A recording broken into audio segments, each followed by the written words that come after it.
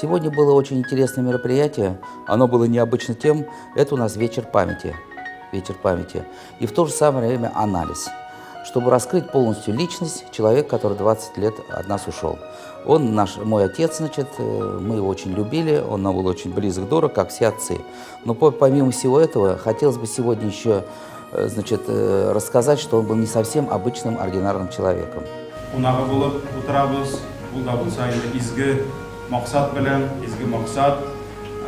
Айталар бит исәннәрнең кадерен бел, исәннәрнең каберен белде, рухын бел дип әйтәбез, шулай бит җанын. Фаяз абыягыз белән ул безнең күрше авылныкы. Безнең авылыбыз бик кичкенә булгач, biz 4нче класстан ук алар авылына укырга җөрдек. Баякка Шабатта киеп су жарып, яз буе, көз буе 5 километр йөреп укыдык без. Ул шул авылныкы, аның энеләре, сеңлеләре белән бер класста укыдым. Ул вакытта армиядә иде, районда да эшләде. Аннан соң ул шул кайтып эшләй башлагач, мин Сабан туйларында йөри башлагач, мине марттан килә башлады узатып. Менә шуннан танышып, без Минзәлә районында тордык инде. Күңел тынычлыгы теләп, бүгенге Искалу кичәсе хөрмәтлебез арабыздан иртәрәк киткән Фаяз Нурмөхәммәд улы Ямалиевның Искалу кичәсенә бүген җыйналдык. Әлбәттә, үлгәннәрнең каберен, исәннәрнең кадерен белен дип безне һәммәбезне өйрәттеләр. Түбән Кама каласында 72нче елдан үзенең барлык булган тырышлыгын салган егетебез. Команда безнең күз алдында ялмаган йөзе белән, чисталыгы, пөхтәлеге белән һәммәбезне дә уйландырадыр.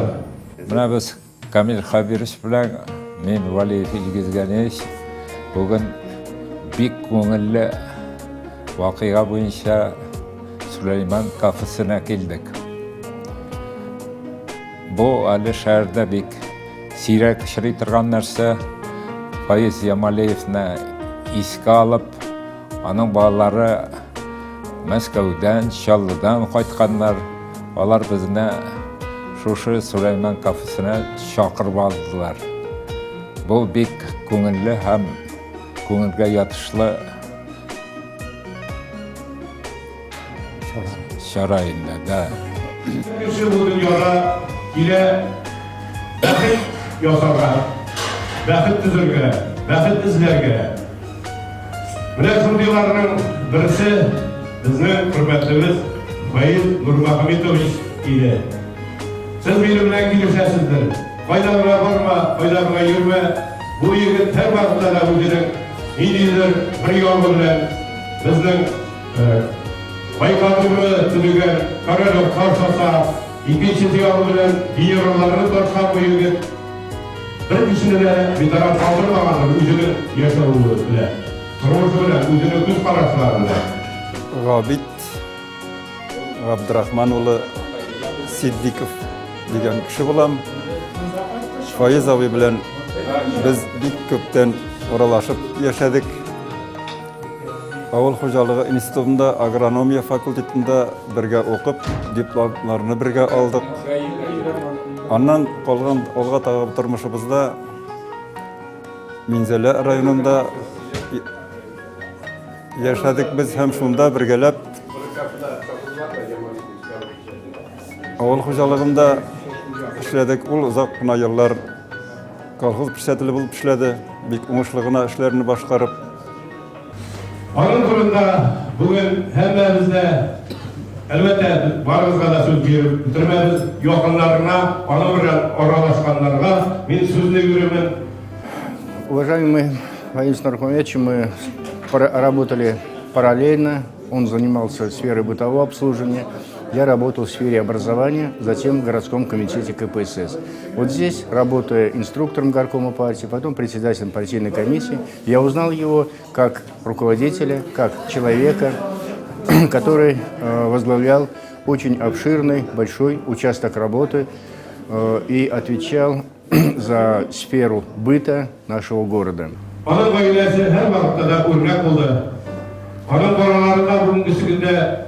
Дәрәҗәле урыннарда эшлиләр.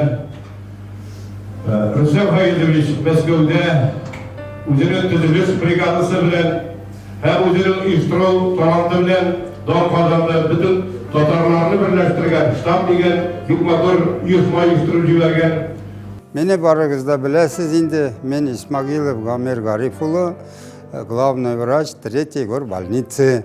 Больницаны түзеген вақытта миңа ярдамға біздің шәһәрнең күп кенә акыллы һәм булдыклы кешеләре ярдам еттілер. Шуларның берсе булып Рөстәм Фаизович булды, Ямалиев. Ул Шарлы қаласында баш табиб булып эшли. Шунысы шартлатлы хәләт җибетте. Гөлҗәүһәр апа һаман да исән сау, шатланып, оныкларын, онычыкларын сөйә ярата. Без бүген шуннан да әйдәгез Фаиз абыйның якты истәлеген, аның булган хатирәләрен искә алабыз. Я Садыков Ренат, друг Рустема Ямалиева в детстве, мы часто с ним общались, жили в соседних домах. Ну вот, сейчас вот встретились, он сейчас в Москву уехал, но встретились вот по такому случаю. Фаиз Абы я знал очень давно, наверное, он был младше, чем я, когда мы с ним встречались. Был такой живой человек, общительный, за грибами мы с ним ходили, организовывал он Красный Бор поездки.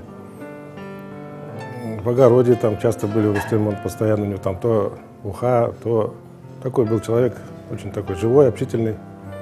Поэтому сейчас вот это было очень, конечно, давно, но в воспоминаниях это все осталось. Менің бірінші айтасым келі Фаиз әфәнді ол біздің шәһәрнің ихлақи көрінішіне бек зор нәтиже ясады. Етіріш ясады. Біз ол біздің бүтінімізге өзінің харакеті білән, іші білән болдық пример ұрыш еткенде. Біз аны бек яраттық, чүнки ол онарға лайық еді. Здравствуйте, меня зовут Лена Витвер. Многие меня знают, с Фаизом Нурмухаметовичем. Мы знакомы были очень много лет. С того времени, как я в 18 лет пришла работать парикмахером в горбытуправление. Для меня он был просто начальником, недосягаемым, недоступным. В своем большом красивом кабинете с ним мы сталкивались редко. Но вот случились такие времена, все их прекрасно помнят, это перестройка. Все начало в жизни меняться. И так получилось, что судьба нас свела с Фаизом Нурмухаметовичем, когда он открыл свое подразделение, то есть фирму «Ильдан». Benim ismim Gamil Ashadullin, icadi ismim Gamil Ashadullah, Münşataşı Tiyatro'nun yetakçisi, Tatarstan hal artisti. Ben Faiz ağanı yaş vakitlerden bileminde şuraşkan idik, Donbutı tiresinde işlegende. Ol bik yumor yaratatırgan, mezekler söyleytirgan kişiydi. Bizim tiyatrını kaldırmaytırgan idi. Her vakit keletirgan idi. Şol halk icatı yurtunda adam teknik vataladır indi. Özünün uzun kun plaşı var idi. Şunu kiyip keledir. Biz onun başta neydi kişi ikanin bilmeydik. Ondan sonra indi anlattılar. Sabantuylarda kurup Faiz abinin şehirde bir popüler kişi ikanin sportsmen bulgan kaşandır. Sabantuylarına tügel, bizning şehirning bir motor ko'rinishi bo'ldi, ol xalqlar arasında do'stlar, mana yetakchilar arasında, birga ishlagan kishilar arasında do'stlik bo'ldi. Mana shu do'stlikni bo'ldirida Faizning ta'siri bek zo'r bo'ldi. Biz Faiz abini bek jaratadırıq. Faiz abini мәңгі истә тотабыз, bir qachon unutmayacakбыз. Мен Фаиз абайның племянницасы булам. Минем әни аның туган сеңлесе. Хәзерге көндә Ямалиевлардан исән калган минем әни, аның энесе Фәйма абай. Икәү генә калдылар алар 8 баладан. Әнине башка туганнардан караганда да әти Фаиз абай ныграк жараткандыр дип уйлыйм инде мин.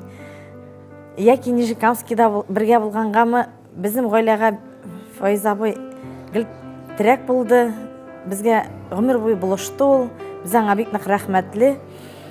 Мен де Нижекамскиға 8 яшта келген бала, қазір 50-ні тутырдым, 40 елдан артық мұнда. Нижекамскиға келгеннен берілі Фойз абайлар семьясы болан гіл бірге болдық біз. Рахмет, бек зор болғанына шулай бізді жиып, шақырған үшін. Біріншіден біз өзімізді көріп бұнда шотланабыз. Екіншіден, мұндай мероприятияларына, әлі бұл біріншілерден деметерге, бұла сізден башлап давам етерге керек. Бек зор рахмет сізге. Рахмет. Әлбәттә, әрбір егет бізге алдында команда жия. Бұл команда әйтергә кирәк. Аның иң якын дусларының берсе, бүген безнең арада хөрмәтле Әсхәт Ризович. Сезнең истәлекләрне ишетәсегез килә. Рәхмәтегез сезгә. Очень много бывает талантливых людей, необычных людей, но которые свой талант не могут раскрыть. А в данной ситуации он все-таки, будем говорить откровенно, из простой семьи. И вот своим таким необычным усердием, необычным трудолюбием, необычной целеустремленностью он добился того, чего он добился. Медалияда оқыдым башта. Аннан ол да шул медалияда эшләгәч, миндән дә булгач, шунда очрашып, ана өйләнештек инде менә. Безнең менә кызыбыз бар, Лениза и Рөстәм улыбыз. Ул вакытта неде, совхозда управляющий, аннан колхоз председатель итеп җибәрделәр. Гөләне бер урыннан бер урынга күчереп йөрттеләр. Гел начар колхоз булса, аны җибәрәләр. Алга илтергә дип совхоз директоры булды. Аннан менә 72 елны Нижекамскига күчеп килдек инде. Балаларыбыз шунда укыдылар. Кызым менә больниста эшләй инде, врач. Улым Мәскәүдә. Аның белән таныштым. Минзәләдә 50 елдан артык.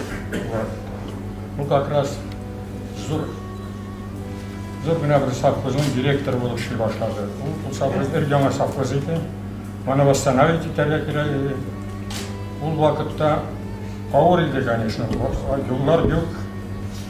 И действительно, шушы совхоз яңашысына ул аякка бастырды. Онда йортлар төзеде, аннары клублар и анда бик нык аны уважайттылар. Biz монда кадерле абыйыбыз Файыз абыйны искә төшерү җизеннән 20 еллыгын үткәрергә килдек. Мин Ямалиев Фәим Нурмөхәммәтович булам. Мин монда кунакка килдем. Кунак бик шәп оештырганнар, миңа бик ошады. Мин бик зур итеп рәхмәт әйтәм чакыручыларга и килгән кунакларга барсына да.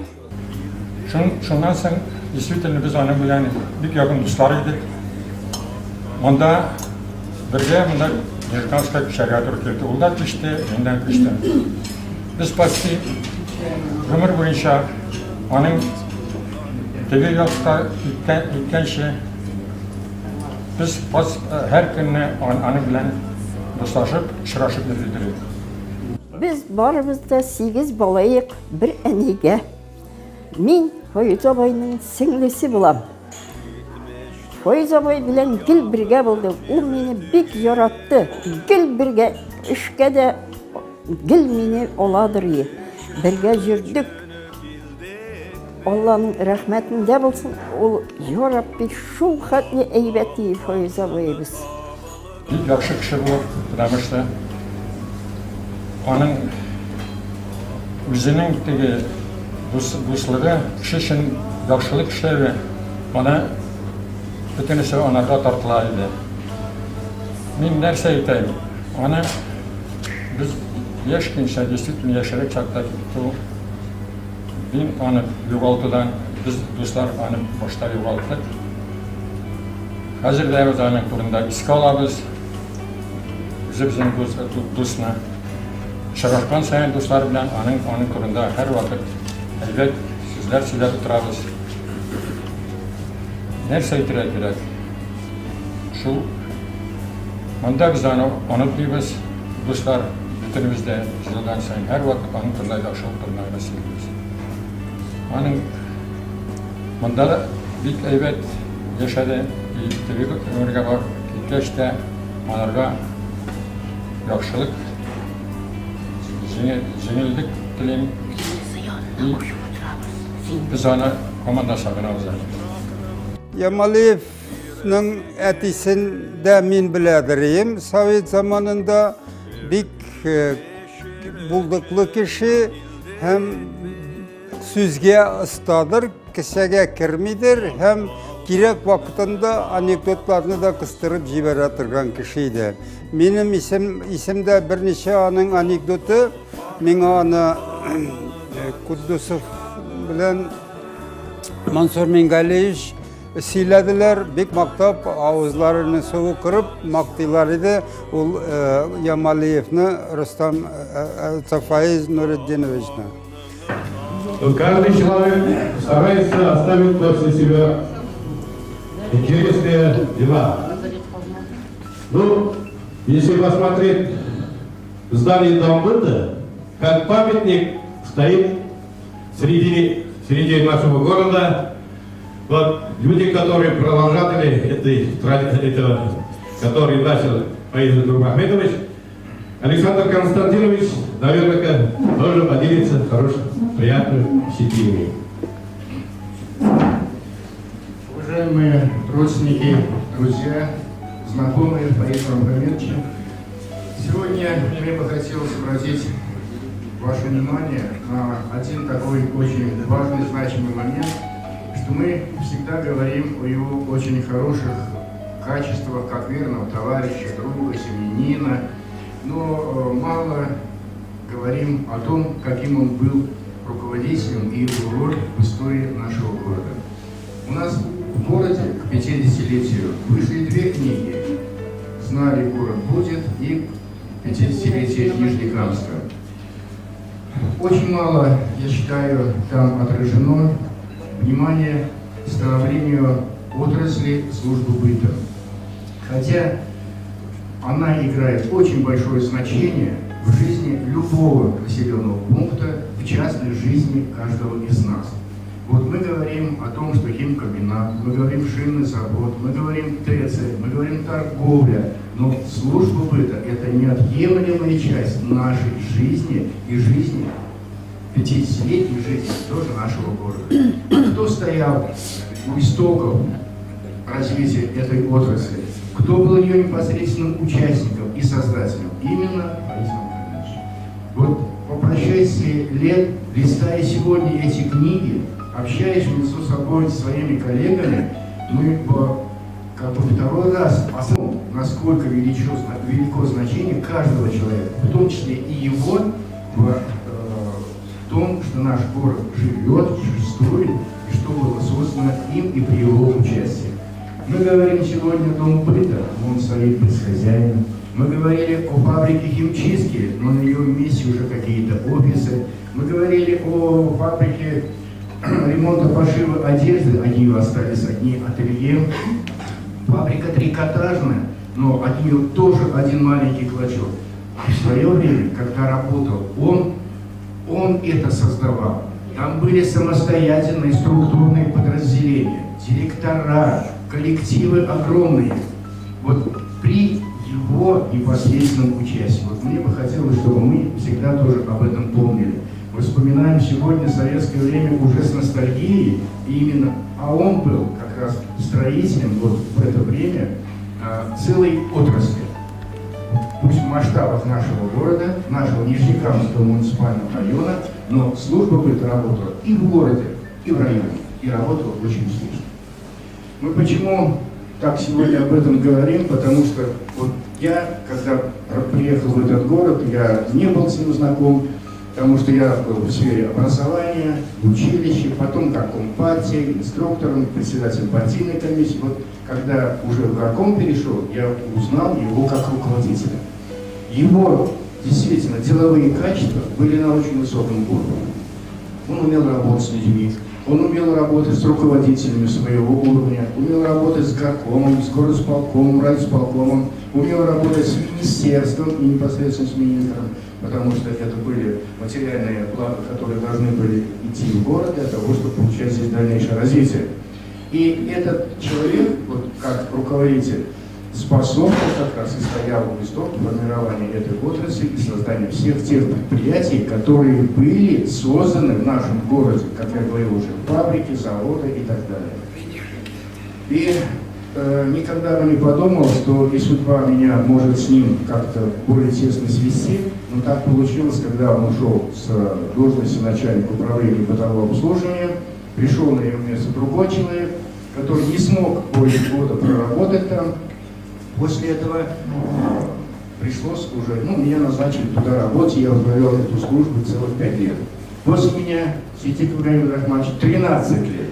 Вот мы с ним, общаясь, мы понимаем, насколько сложен этот труд, насколько он ответственен, потому что непосредственно есть коллектив, есть население, которое очень чутко относится к качеству оказываемых услуг. И мы поняли, насколько ему было и тяжело, и ответственно, и сложно, и он это на себе вытащил, понимаете, создал такую службу, которая, ладно, впоследствии успешно попытались демократы развалить. Но вот эти его качества, мы всегда удивлялись, как можно было в таких сложных, тяжелых условиях все-таки это сделать. Вот это, наверное, те качества, о которых мы всегда знаем, о которых мы всегда говорим. И вот я думаю, что и уверен, что еще вспомнят о том, и об этом человеке, который создал целую отрасль, за которым стояли практически тысячный коллектив работников и сотни тысячные жители нашего города и района. Поэтому сегодня мне хотелось еще раз вспомнить этого человека очень теплыми, добрыми словами. И я думаю, мы его в таком качестве всегда будем помнить. Спасибо ему за то, что он и нам оказал помощь в становлении как руководителя. Спасибо от имени жителей, что он создал целую такую эффективно работавшую отрасль. Нәрсе айтасым келе, біз түрлі заманда яшаған кішілер, біз енді Туған коммунаға негіз салғаннан берлі мында яшайбыз. Мен өзім 50 ел Нижнекамскийда, Камил Хамирович 51 сырдашлар бір заманда яшаған кішілер. Файызны бек яқыннан білем мен, аның білен Михаил Степанович Новиков, біз бірге уақыт өздіріп, балыққа еріп, гүмбәге еріп, мен зәлі қырларынан айланып қайтадыр ек. Олар бек тырышып шахмат ойнарға яраталар ек. Әгер де бірсі де ұтмаса, шахматынан тәрәзәден алып аталар ек. Шол заманда нешік деп айтам? Бізді әр вақытта да бірге яшарға, бірге қызмет қойырға тұру келегендір. Шундан соң енді мен біраз айырылып тұрғаннан соң Нижнекамскийға көшіп келдік те, шушында тағым туғаннар кебек аралашып, кеңешіп, керек вақытта ярдәмләшеп, әр вақытта да аралашып яшадық. Мен бір вақытта да аны көңілімнен шығара алмайым, әр вақыт хатырымда тыныш көңілі, кішіліклі, ярдәмшіл кіші боларақ хатырымда ол менің. То есть он непосредственно руководил большим коллективом и непосредственно обеспечивал первоочередные вопросы жизнедеятельности нашего населения. Но в дальнейшем судьба повернулась так, что в определенный период времени, когда ушел Фаис Мухаммедович со своей работы, мне буквально через год пришлось встать на его место начальником управления бытового обслуживания. В это время я понял, насколько было сложно руководить этим коллективом, насколько было ответственно работать на этой должности. И в то время его бывшие сотрудники и мне пришлось вспомнить его как руководителя, многое принять для того, чтобы работать не хуже, по крайней мере, чем он.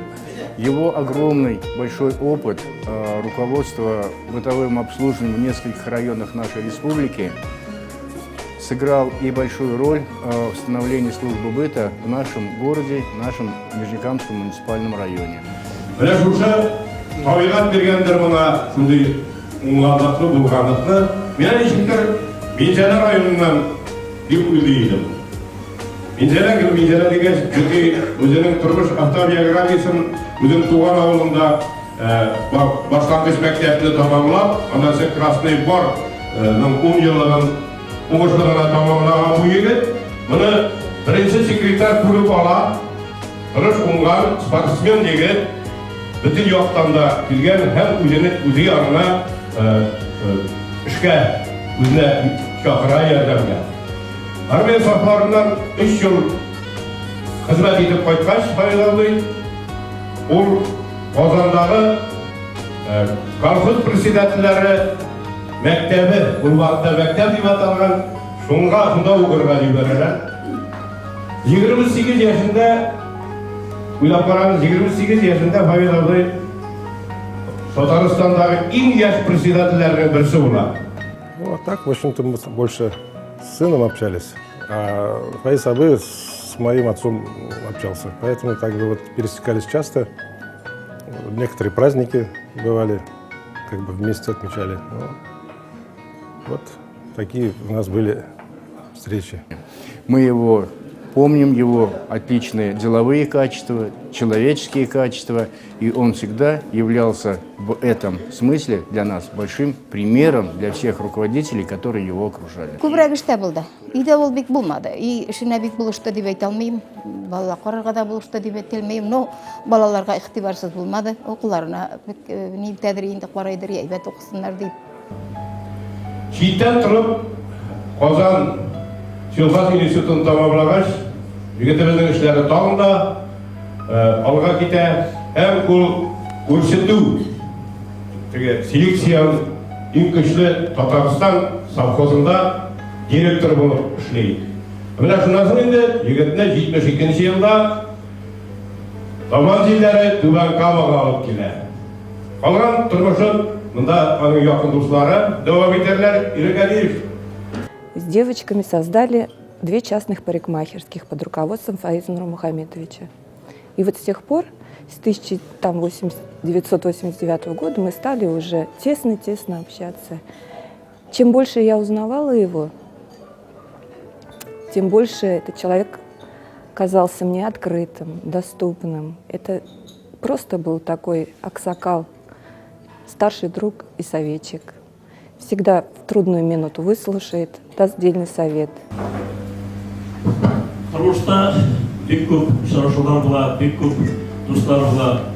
Менә мин Нижекан Сайкили белән ничектер Фаиз Нурмухаметович сорашуга туры килде. Нам бирде, ул бу дөньядан киткән вакытка кадәр ешкына сорашуга туры килде. Мин аның шул кадәр кешелеклегенә, аның хезмәт сөюенә, аның шундай энергиясына шок катайды. Менә аның белән сөйләшә башласам, аның бит менә һәркем хәзердән әвел күз алдына китерә. Аның елмаймыйча беркем белән дә аралашканы юк иде. Елмаймыйча беркем белән сөйләшкәне юк иде. Аның карасаң, энергия аласың үзеңә. Аның белән сөйләшсәң, тагын ничектер дөньяда яшисең килеп китә. Аның юмор белән, аның шундый матур итеп сөйләшүләре белән кешенең һәр вакытта күңеленә кереп, шундый матур аралашуны һәркем аңа шок кататырган. Менә мин әйтәсем килә, менә шундый кешеләрнең шул вакытта киткән кешеләр Нижекамскан ничектер бер эпоха киткән сыман булды. Алар менә ничектер мин хәзер әйтмим кемнәр икәнен, һәркем белә. Ул вакытта менә шәһәрнең күркәме булып, шәһәрне күтәргән, шәһәрдә шуннан да бүтән кешеләр хезмәтләрен куеп эшләп, бүгенге шәһәр шундый матур шәһәр булуына күп хезмәт куйган кешеләр, аларны бер вакытта ничектер шулай киттеләр. И ничектер менә бу монда күп кешеләрнең йөрәгенә ничектер сагыш булып калды. Хәзер дә менә белән һич тә күңелгә китерә алмыйм. Ул как будто белән шушы табында утырган кебек, шушы ышанып булмый аның шулай иртә китүенә. Ну, монда һәр кем инде аның белән хезмәт тәге булган тырышлыкларын әйтеп киттеләр. Мондый кешеләр сирәк булды һәм андый кешеләр инде алар оештыручылар һәр вакытта шәһәрнең күркәме булды. Инде менә Рөстәм Файзовичка бик зур рәхмәт. Шулай итеп зур кунаклар җыеп, зур аның иптәшләр, бергә курдашлары шулай җыеп, мотор итеп истәлек искә алу оештырган өчен. Файз Нурмөхәммәтов авыл туфрагы җиңел булсын, инде урыннары җибакның түрендә булсын. Неделе деп атала болған. Сонда бір конторасы бар ие.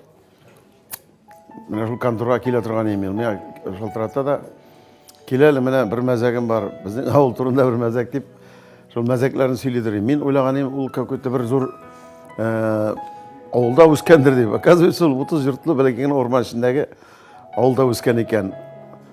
Шуңа мен әйтәм, бу авылны яхшы белә икән дип булганда менә бүген ишкәч мин уйлап утырдым, әйтәм, бу сабый чакта бик исендә калдырган инде менә башлангычта укганда, шушы авыл кешеләрен ул образны итеп сөйлидер. Әле ул сөйләгәннәрдә мин даже бер кабердә дигән әсәр дә яздым, аны бик халык бик яратып карый иде. Конечно, уж, к сожалению, очень рано он ушел от нас, не увидел внуков, не увидел правнуков. Необычность его в том была, что если он ставил себе цель, задачу, он ее обязательно достигал.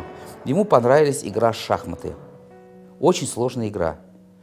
И он в течение года научился в нее так играть, стал чемпионом института и обыграл всех гроссмейстеров в Казани. Ему очень нравился бег. Он увидел, как бегают спортсмены в парке Горького. Он день-ночь тренировался и стал чемпионом абсолютным Татарстана по бегу. Он был абсолютный чемпион по борьбе со своим все-таки небольшим ростом. Все-таки он весил там килограмм 90, не так много. Когда против него выходили люди 130 килограмм, 120, конечно, он всегда побеждал. Вот. Гөлҗиһар апа белән Файз абый белән әти-әниләр гел бергә аралашып, без балалар Лениз апа белән Рөстәм абый белән бергә үскән балаларбыз. Ул семьяга без, бу гаиләгә без бик рәхмәтле инде, шуны әйтәсем килә. Хәзерге көндә дә инде Аллага шөкер бергә аралашып, Гөлҗиһар апа белән Лениз апа белән Рөстәмне сирәгрәк күрәбез инде ул җыракта булгач. Бергә шулай аралашып, тату гына, матур гына яшибез, кунакка җөрибез бер-беребезгә, бөтен мәҗлесләрдә бергә булабыз. Менә бу мәҗлескә дә бөтен туганнарны дәшкән өчен Лениз апа белән Рөстәм абыйга бик зур рәхмәт инде. 70-нче елда, шушы елларда, әгәр дәүләтне башлангач вакытында 100 төрле услуга күрсәтсәләр, инде 80-нче елда бу көнкүреш хезмәтенең 500 төрле чарасын уйлап таба. 500 төрле уйлап карагыз. Халыкка көнкүреш хезмәте чарасын күрсәтү. Бу үзенә чынында бу геройлык дип әйтергә кирәк. Чынында аны инде дәүләтебез чынында хезмәтен, аны тырышлыгын күрә, бик күп аның чынында мактау хатлары, аның медальлары да бар, асын да әйтеп үтәрбез. Но без аның белән как брат әйбәт аралашып, әйбәт яшәдек инде. Ну, без аның белән бер өйдә торып, бер өйдә озак торып яшәмәдек. Кунакка гына кайтадыр юл. Без кайткач, менә шушындай без 8 бала идек. Значит, 8 бала идек. Кемнәр, значит, авылда эшли, или кемнәр шәһәрдән кайта, без җыелышып өстәл арасына утырадыр. Бик тату, бик дус, бик күңелле авылга кайткач шулай җыелышып утырадыр инде.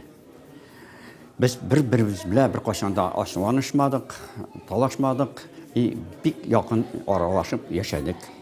Антеннаны түбәгә менеп, йортның түбәсенә менеп, бер кеше әйләндерә Чистопольга или Лениногорскига, үзебезнеке югалы, ул вакытта бытовое обслуживание. Икенче кеше астан тәрәзәгә куйган телевизорны икенче кеше әйләндерә, шулай итеп телевизорны әз мәскенә күрәжлек иттереп эшләделәр. Шулай булгач, мен дә рекорд телевизорын алдым да, Мазгут Сибгатович шул вакытта Новиковка тикле ЖКО нефтехимиков иде, бардым, син миңа помоги. Менің бір нәрсәм дә юк, фаиздан сырарбыз дей. Вот шул Фаиз Нурмухаметовичтің бірінші изгілігі миңа антенна беруі. Лично больницаға түгел, өзіме әлі, как главному хирургу. Шул заманда ничек дип әйтем, шәһәрнең төп өлкәсендә ЖКУда эшләгән Михаил Степанович, аннан соң Ямалиев Фаиз ул конкурс эшләрен алып барды инде, дом бытыны яңаны салып халыкка хезмәт итәргә тырышты инде. Бик күңелле, бик ачык күңелле кешеләр ия. Яхшы кешедән яхшы ырлыкчыга Рустам Фаизович та бик булдыклы булып чыкты. Хирургияны төзегән вакытта үзенең желаниесе белән бөтенләй бушка дисәм дә була, мраморный идәннәр аныкылар. Фаиз абыйны мен ул вакытта бик нитмәгәнмен, барлый алмаганмын. Чөнки ул минең белән бик аралашмады. Мен кеше ашагына, менә шул Мансур Мингалевич ашагына аны беләдерем. Чөнки ул бик безнең исәптә бик зур кеше иде. Бөтен снабжениены үз кулларында тотып, исполкомда эшләп, төрле зур ниләр. Шуңа күрә минең кебек вак кешеләр белән бик аралашмады. Мин күбрәк моны улы белән аның изгелекле кеше булганына исем китеп, бүген ул чакырганга рәхмәтләнеп килдем. Әтисе кебек ул да бик булдыклы кеше булып чыкты. Рәхмәт икесенә дә, атасының да урыны ыжмакта булсын, улы да бүгенге секендә Мәскәүдә зур эшләр башкара. Бу «Звезда Поволжья» дигән газетада аның берничә статьясын укыдым. Мәскәүдәге татарларны берләштергән оешманың рәисе булып тора икән. Шундай зур вазифа алып башкарылгач, ул зур бизнесмен кешедә булган дип аңларга мөмкин. Шуңа күрә атасына акшап бик зур эшләр, изгелекле эшләр башкаралар. Мин инде бу семьяны беләм, хирургияны төзи башлаганнан.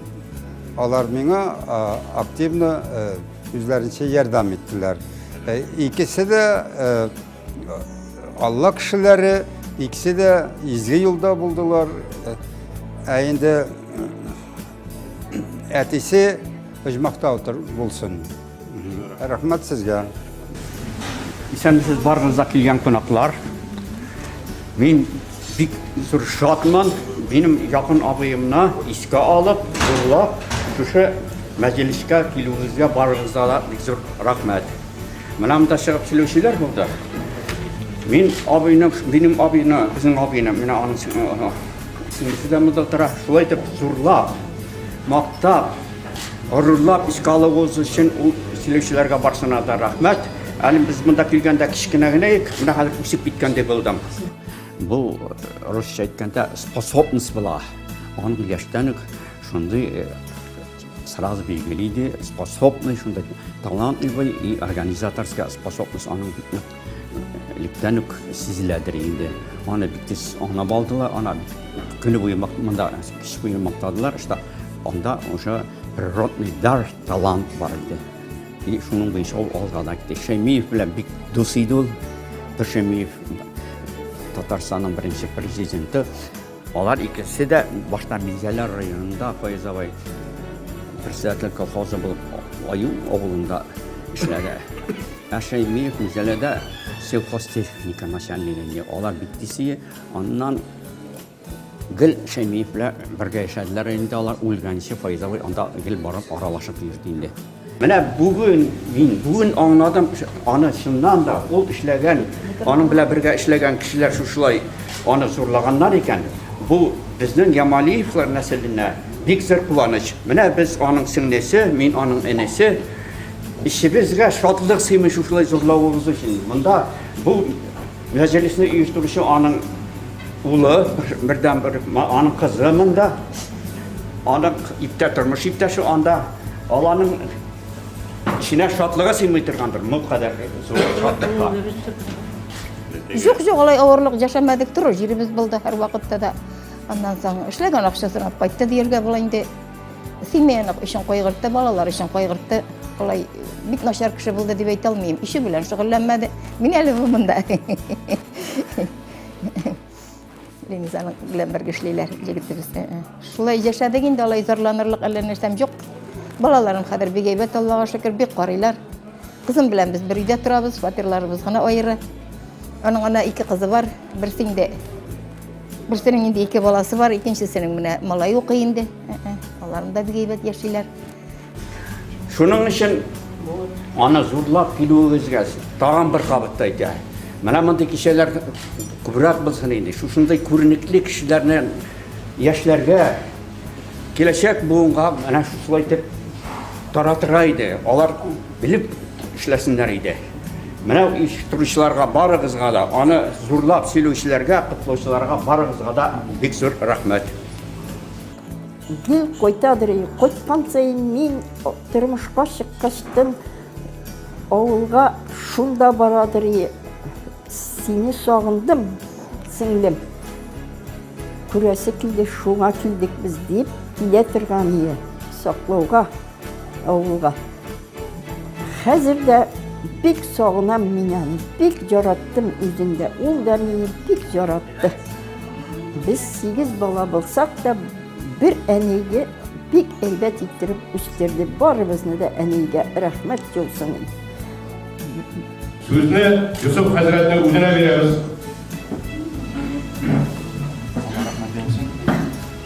Озаңа киткәндә Исмагый устазым бит. Артягыма типсәләр кире аласызмы дип, алабыз бит.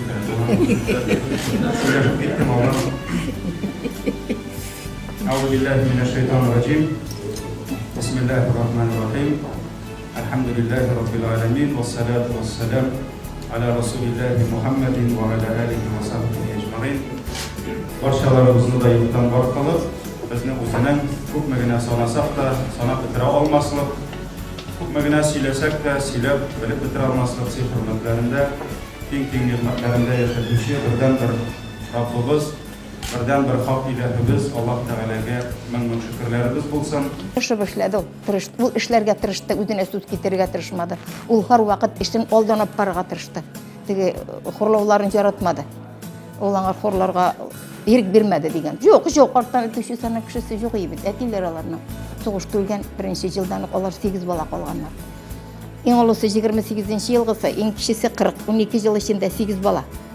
Алар менә шушылай гына. Теге берсе дә урлашмаган, дигәндә монда юк, талашмаган. Чабата ясап, теге бүкә белән үзләре тырышып үскәннәр алар. Алар бик тырыш булганнар. Һәм менә бу мәҗлес инде менә шушы мәҗлестә Нурмөхәммәд улы Файз әфәнденең белән бергә эшләгән, бергә яшәгән дуслары, менә аны шушылай җылы иттереп искә алулары, әлбәттә бу моңа тагын бер дәлил булып тора.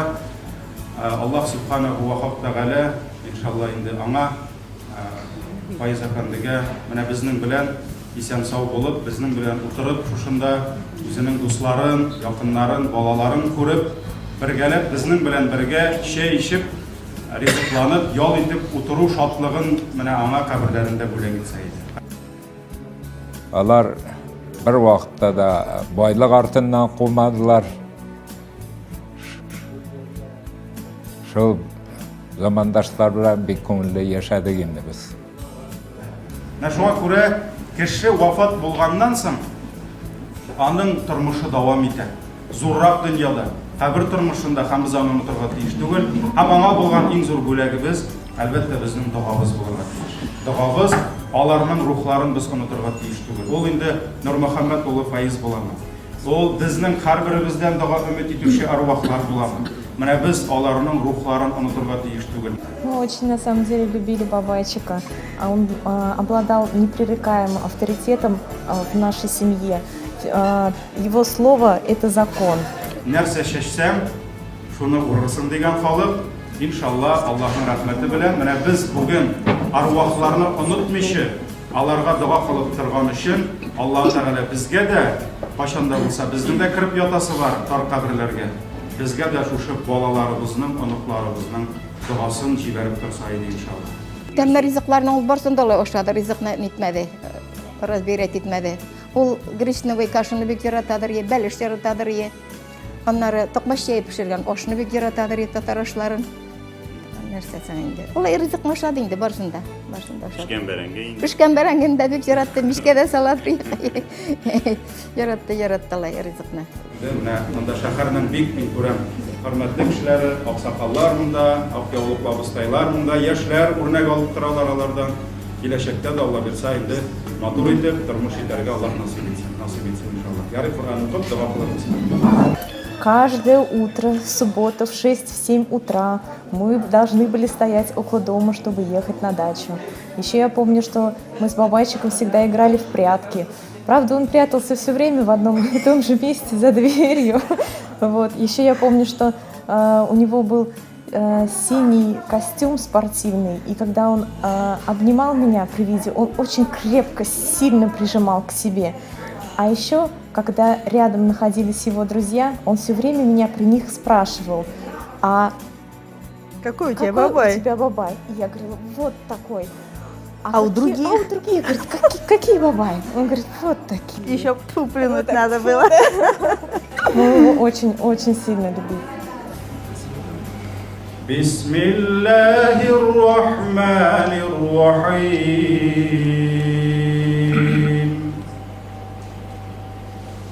الحمد لله رب العالمين الرحمن الرحيم مالك يوم الدين إياك نعبد وإياك نستعين اهدنا الصراط المستقيم صراط الذين أنعمت عليهم غير المغضوب عليهم ولا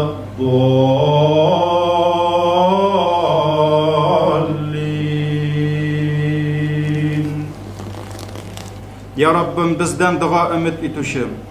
Bu dünyada iman bilen yaşap, senin huzuruna iman bilen kaytkan, vafat bulgan etiyenilerimizin, abi babaylarımızın, Müslüman ve Müslüme tuğanlarımızın, bigrek de şuşu, Ya Rabbim meclisimizin tüp sebepçisi bulgan, şuşu tabın hucalarından du'a ümit ituşu, Nurmөхәммәт улы Фаизның да. Ya Rabbim, şulay yok.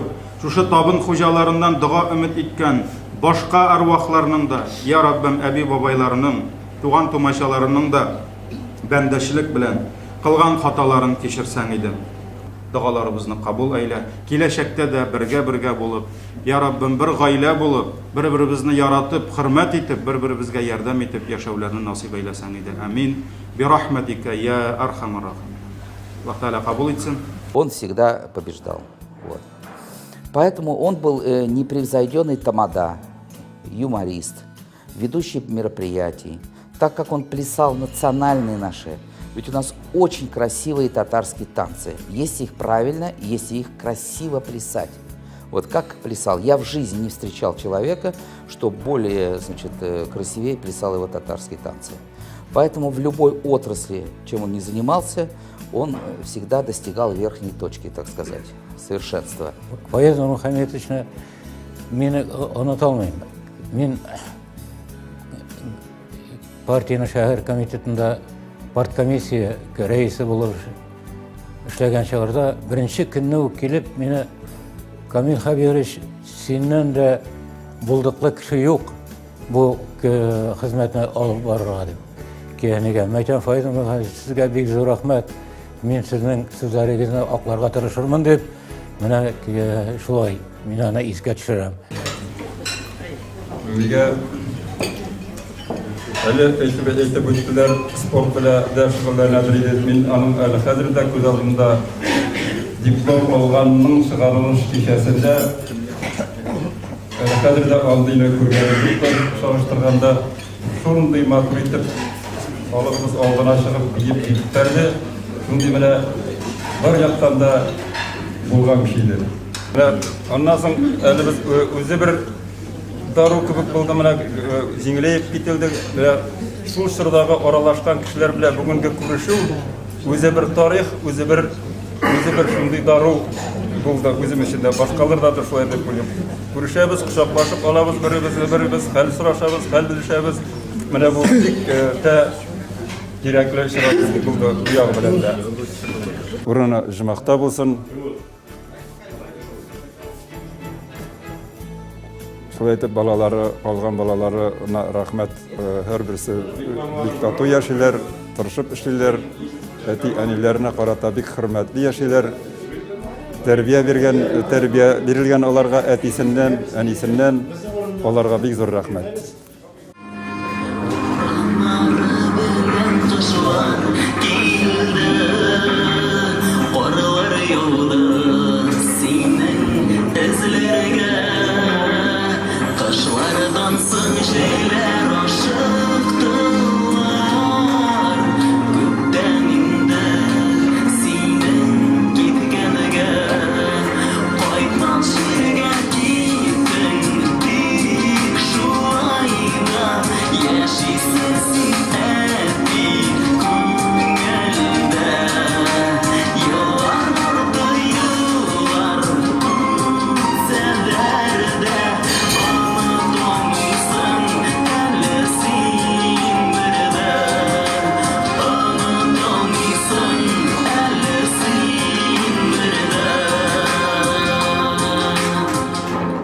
Сегодня мы, вы понимаете, вот первый раз такое мероприятие, вечер памяти 20 лет.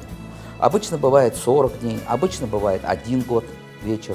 А здесь мы провели через 20 лет и хотели все это сделать с анализом. И главная цель сегодня – это мы пригласили своих двоюродных, троюродных братьев, свою молодежь. Вот, например, не хочется сравнивать, но если взять наш с какими-то кавказскими нациями. Они при встрече говорят на своем татарском языке, на своем родном языке. Татары при встрече не говорят между собой на татарском языке. У татар менее развито это почитание, уважение к старшим, вот это культ к старшим. Поэтому мы сегодня, главная задача была пригласить молодежь, чтобы они видели, чтобы они помнили, чтобы они знали, чтобы они анализировали тоже в будущем.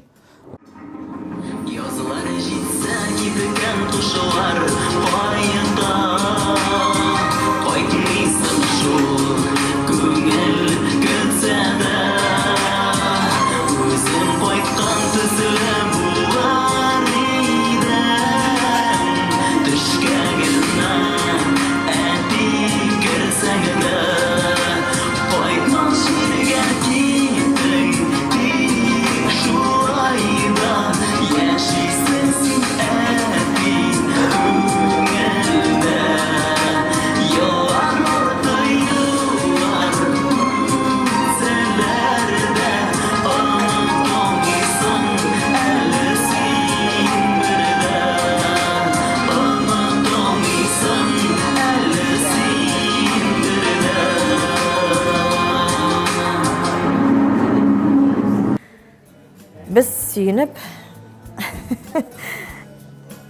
сүйініп, туғаннар белән күрешергә, шу мәҗлескә бик шат булып килдек. Вообще әйбәт булды. Рөстәмгә, Ленизага бик зур рәхмәт. Молодцы. Просто сүз юк. Молодцы. Авылда бер урлашучы булмады. Бер кеше белән сугышучы булмады. Ул чагында да бит каза сорады, тавык сорады. Күкәй урлаучы да булмады. Бакчадагы бәрәңгене дурларга була бит. Юк. Кеше шул кадәр тату яшәде. Берсенә-берсе ярдәмләшеп бик әйбәт яшәделәр. Мин ул чактагы кешеләрнең тәртибен менә бөтен кешегә күрсәтергән. Шиүчелек тә булмады. Наш папа был уникальным человеком, шахматист, танцор от Бога. Он был мастером спорта. Он занимал первые места в беге на 10 километров, на 5 километров. Он был тамадой в любой компании. Я не знаю, что он только не умел. Он писал стихи, их даже печатали. Он написал книгу, просто уж ее не напечатали. Он был уникальным человеком. Плюс ко всему, он очень любил свою семью. Он для нас, детей, сделал все, что можно и что не можно. Это он нас научил трудиться, быть порядочными, честными, уважать старших. Он очень любил своих внуков. Особенно, наверное, Алину. Алина была на него очень похожа. И еще Алина очень ласковая у нас была. Biz 6 малайны min bir özüm diyerlik baradım indi. Olarını min 6-da, 5-de okugan vakıtta bişer, ırçık, jün ürlep şularga yıkbaş biyeley beylep jattım. Gül min. Benim apam gül aşarga gına pişirdi. Bütün idegi işini min işledim indi. Şu vakitlerini iske düşürsem жылаймын da жылаймын indi min. Hazır dedim. Ул Файзабай bir xatar nileyinde көңілі нетедір біз шуның білән бірге өстік енді барымызда 6 малайға мен бір өзім ішләдім. Аның белән без бергәләп татарча көрәш ярышларын үткәрүдә катнаштык. Ул хөрмәтле хөкемдарларның берсе иде. Менә тиргә алып киткән иде Зерек Язович, Мәскәү Язович икесе.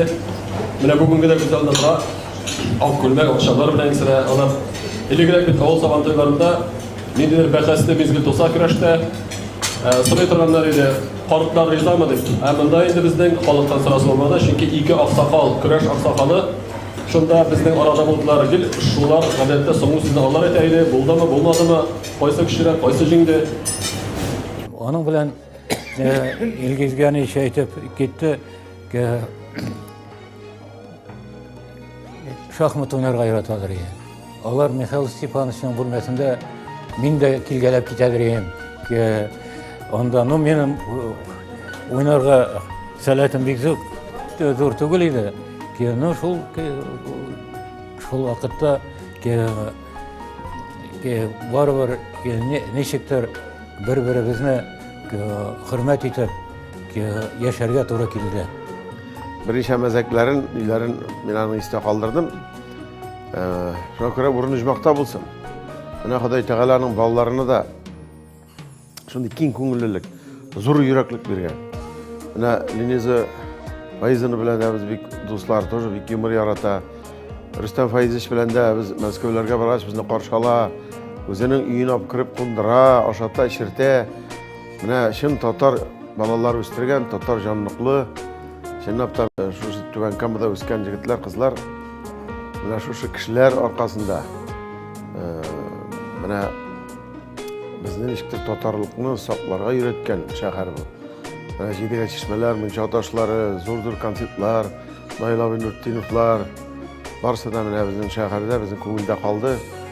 Шулар арасында Файз абыйны да кыстырыр идем. Менә шушы шәһәребезнең культурасына, мәдәниятына, спортына өлеш керткән абзыебыз, агабыз иде.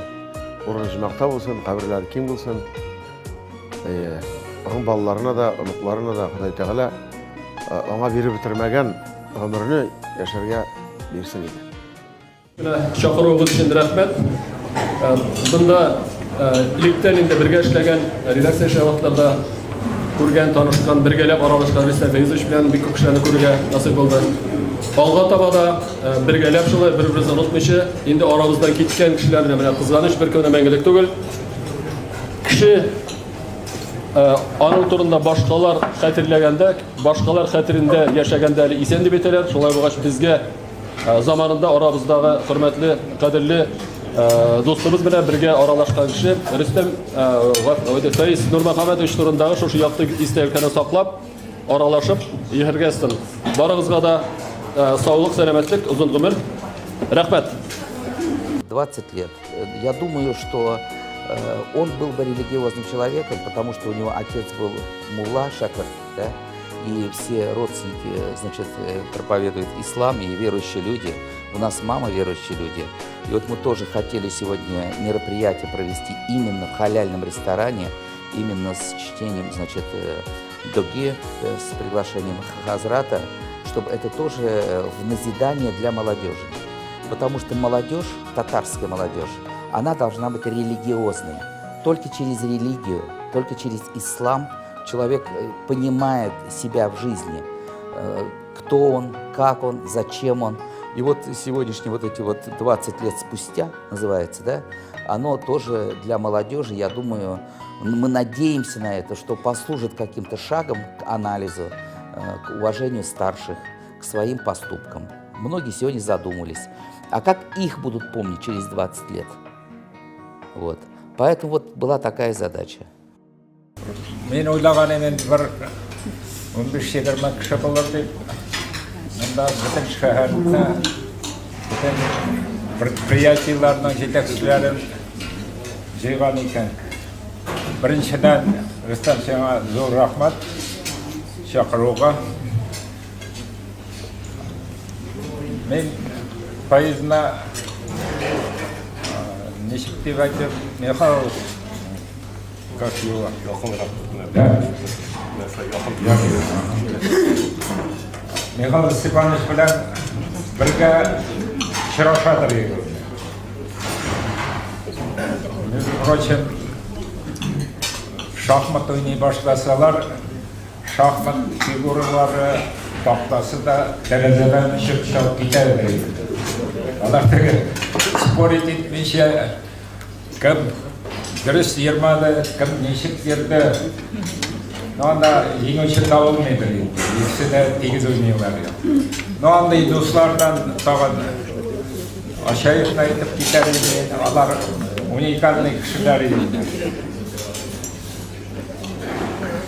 Пойыз досынан қайсы яғын айтып кетесім келе, ол балаларына өстіруге, тәрбиелерге бек егіті бар етеді. Қазірді Рүстемнен сұрайым. Рүстем, ілікігі кібік бір бейін көрсетесің ме? Матрос көрі. Между прочим, өзі де Рүстемді бейін мотор бейілері. Менделерге барғаш балық тұтарыға. Әлі Рүстемені үстел бейіклігіне ол ұжыр шалп кетіріп, матросский танисларына бейілдірген. Матрос болып бейілдір елесіне. Мен алар білән нешік ауыр бағытта да, бұлай да келіп түртіләдірек. Алар қар уақыт ерден етерген тұрышалар. Мен пайызына, аннасы Михаил Степановична бір кіші етіп настолько бір-бірісі білән бәйләнген еген. Как бірісіне барасаң, екіншісі онда.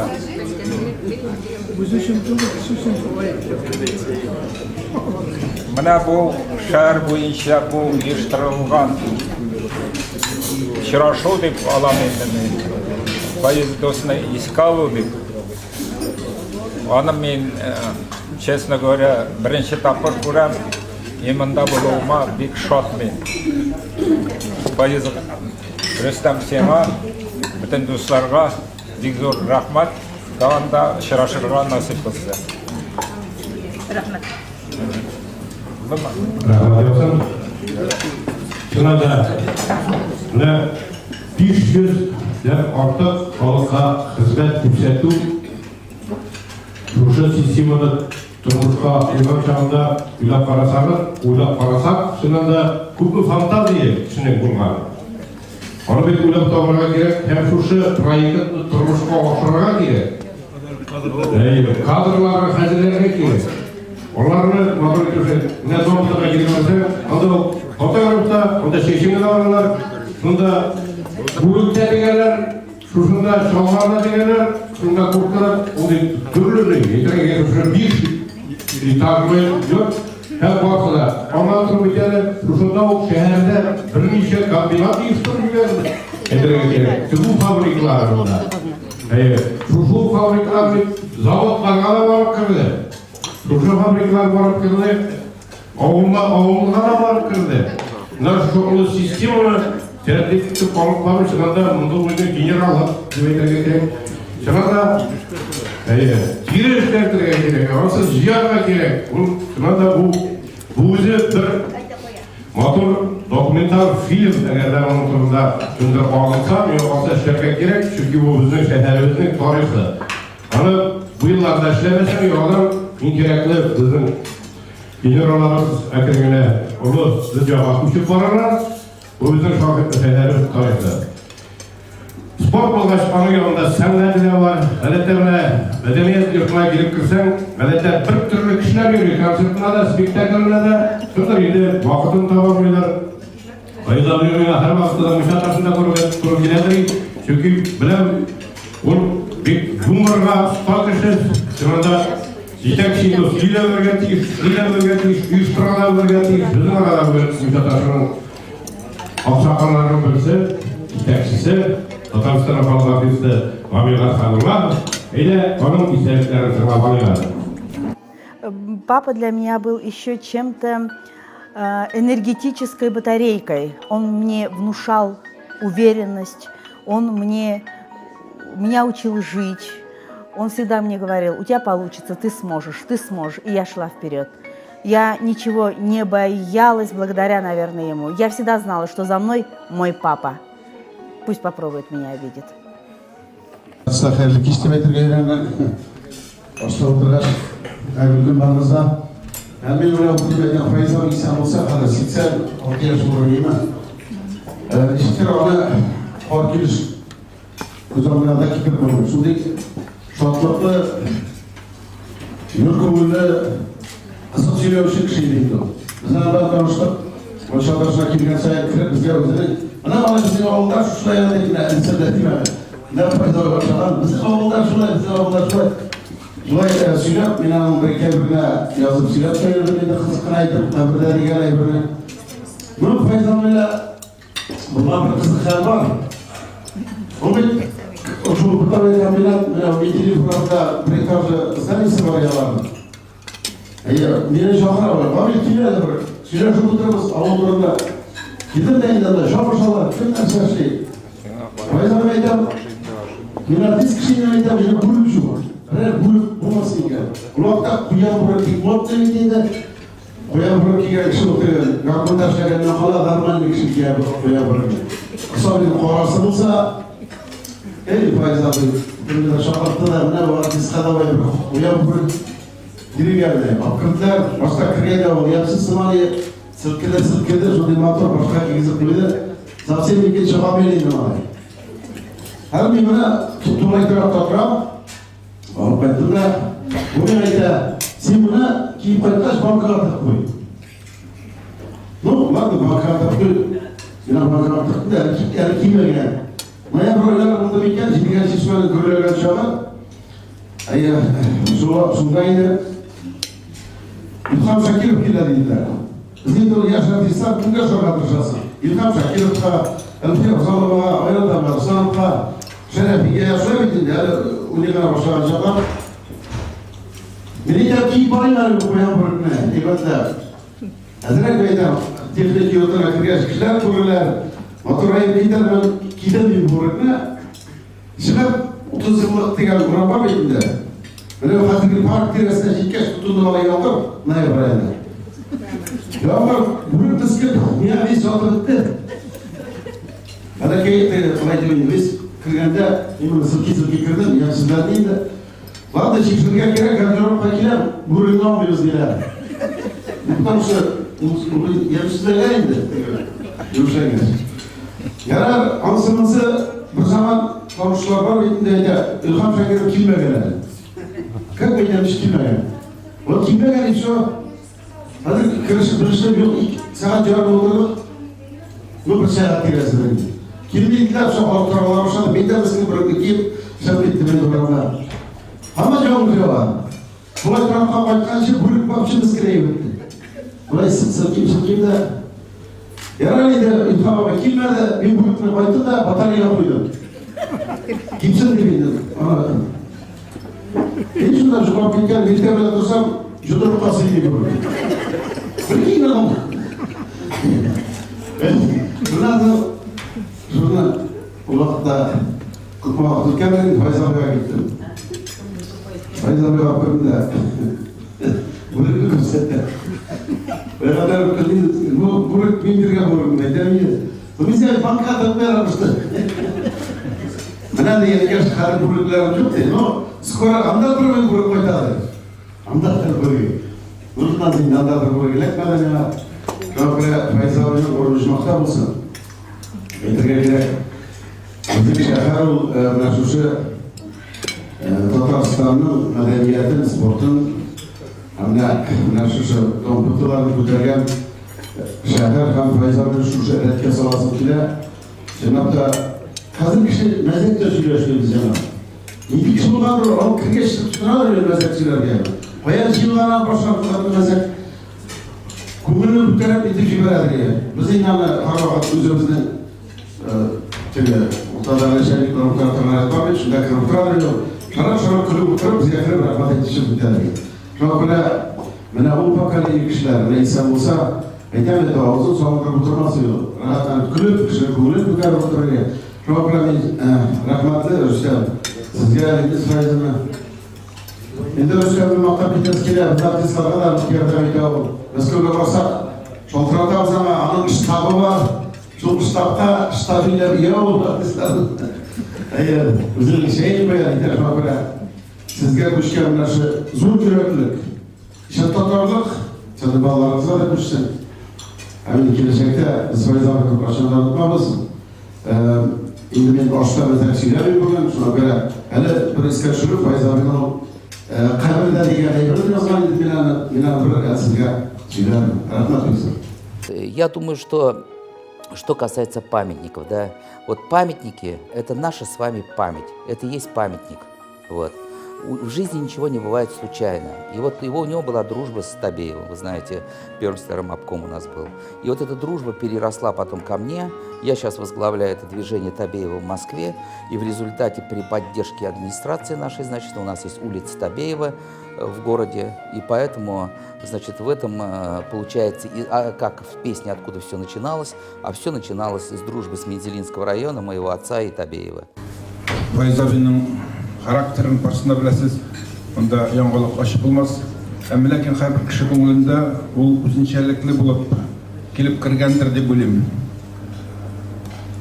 Mana birgina shunday chiroq Mendir kliniklar bayramida biz bir nashanik sahi bilan ikki bosib ishlashib turamiz. U keldi, meni bilan eslashdi.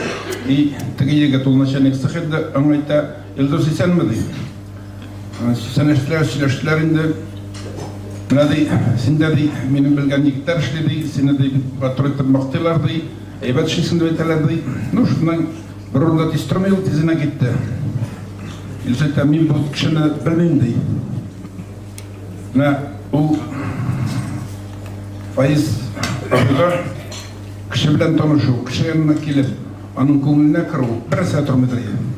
Çünkü onun yüreği aşık idi. Ko'ngli shistaydi.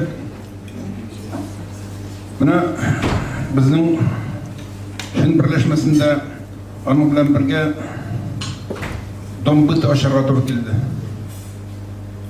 Nindigina mumkinliklar bor, narsa bilan mumkin bizga borsida yordam etdi. Unda tiguv mashinalari, trikotaj, belov mashinalari, soatlar tuzatuv Barsida zavod qirindaydi. Bu o'zi kelib yugurib yuribsan, yugurib bergan ko'p tugul, ammo lekin jitizgina butun narsalarni aytib, talab etib, bo'lishib, iktisoradagina biz bu yurtni ochib jibergan edik. Undan so'ng Faiz abim aytdilar, Sabantoyda Mas'ud Sibat bilan Sabantoyning eng ko'rkam motor kishilari bo'lib, ularga birga o'rtada hukm qildilar. Rustam bugungi uchrashuvni uyushtirgan uchun bek zo'r rahmat. Faiz abilarimizning xatirida, motor xatirida, men o'ylayman көп еллар, ұзақ еллар аның эшләгән эше, аның көче, аның хисе, аның халыкны яратуы бездә озакка истә калыр дип уйлыйм. Рәхмәт сезгә. Рахмат өзіңізге, яқты естеліктер үшін. Біздің арада бүгін химиябіздің баш председателі әдеп туған, арында әйте тұрған, ортақлаша тұрған естеліктері бардыр, сөз сізге әдеп туған. Рахмат, қайырлы күн, hamma баршаңызға. Белгілі Айза белән бірінші танышу бик ерақтан, сабақ ойлар вақытында, 80-ші жылдардың башында, 80-ші жылда келгешінде оқылда енді Виктор Штайкузлар барысында етелер. Ерақтан ғына екі кіші, аннан сыңыра білдім әні Файза біліккенін, аннан сыңын Сиватовичны білдім.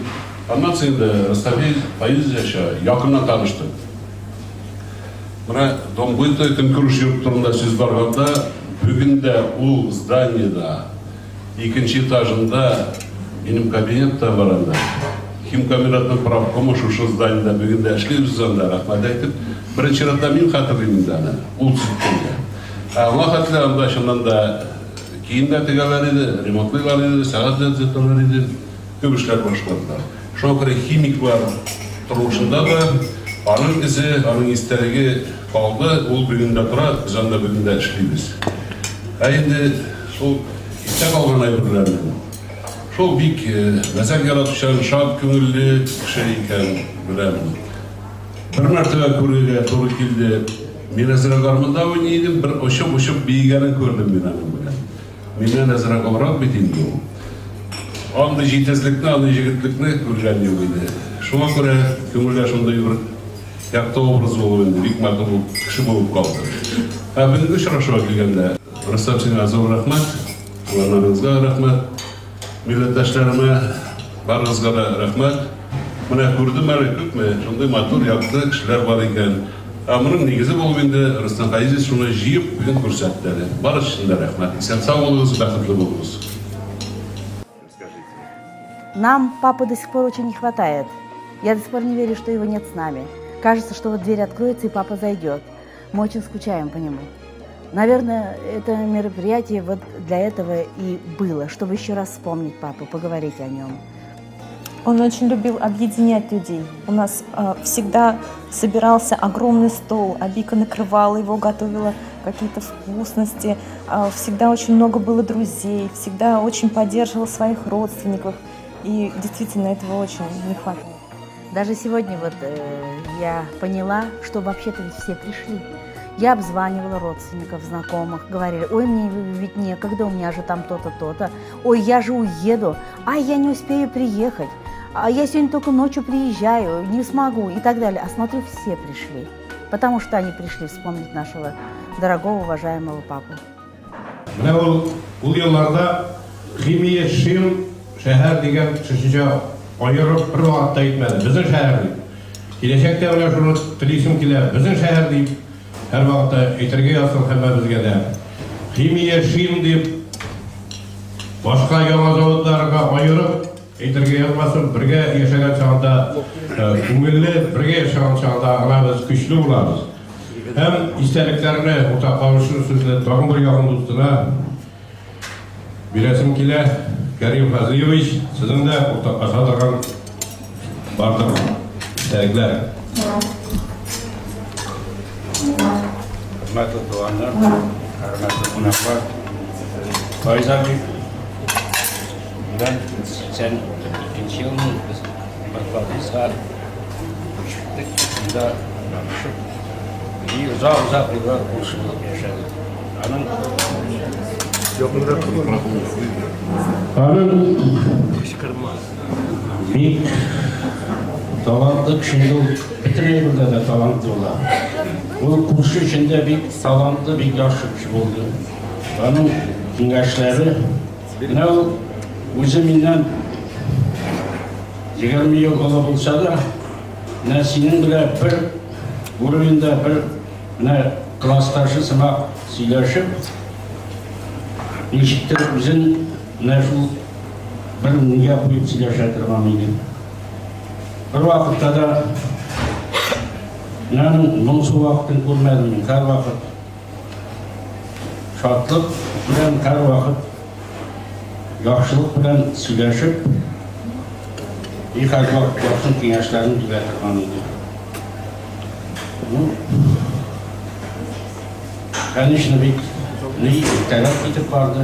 Андай кісілер ұзақ yaşadığı kişiler. Rahmatımdan başka bir sözüm yok. Özlem Sinan Kurulu bir zor rahmet. Mine bulay ettirip, ruhlat, bu iskalığına olmadı indi. Bu Divan Kamu'nun bütün tarihi kişilerinin yığılışı olup çıktı. Bir zor rahmetsin. Faiz abi davranışa birinci günler içmakta bulay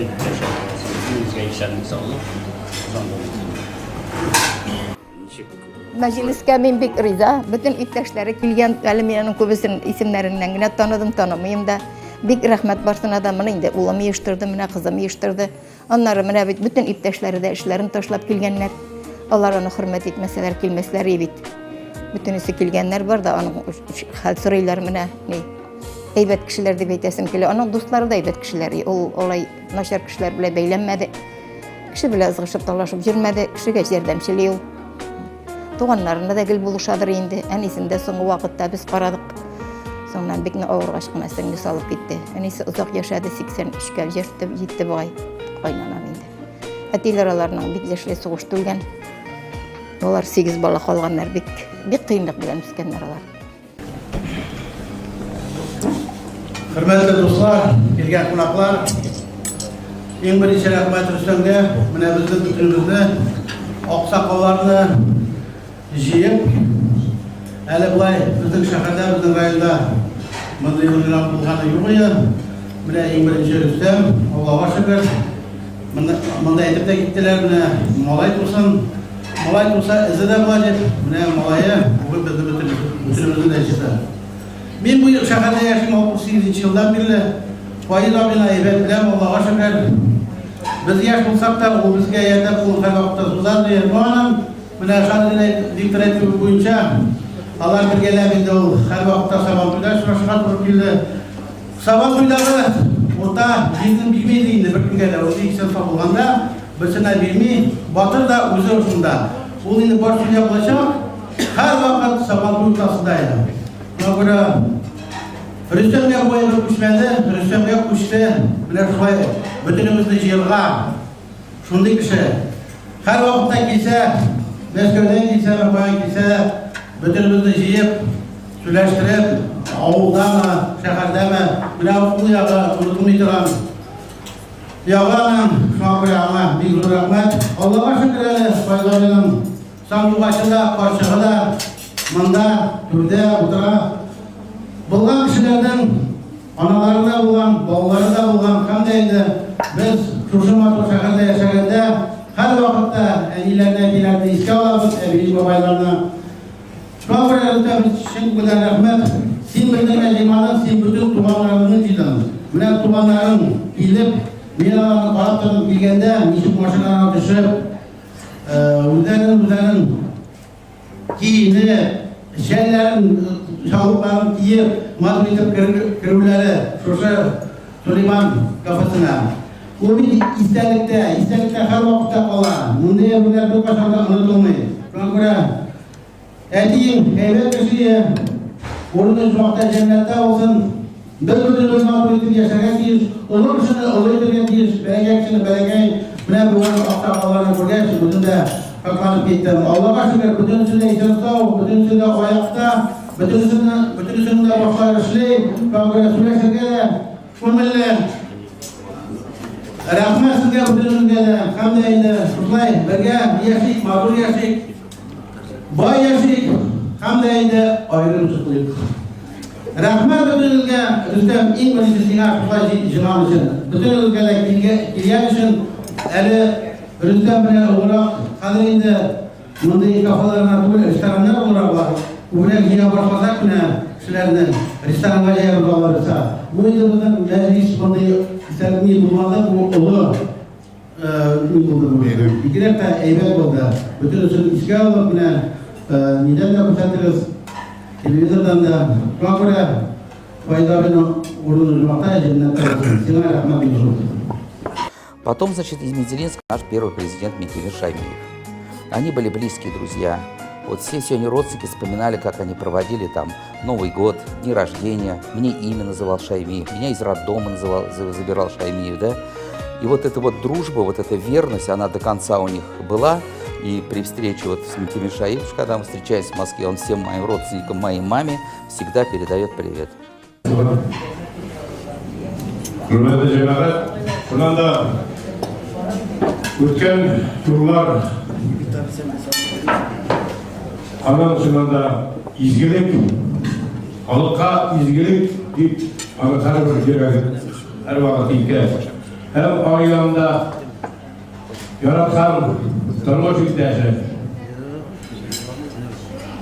Yavayaba özellikle bu her vakitte ayın yerleşesinde şehirge dediğine kulak girmesin, bunu bir bakışmalar.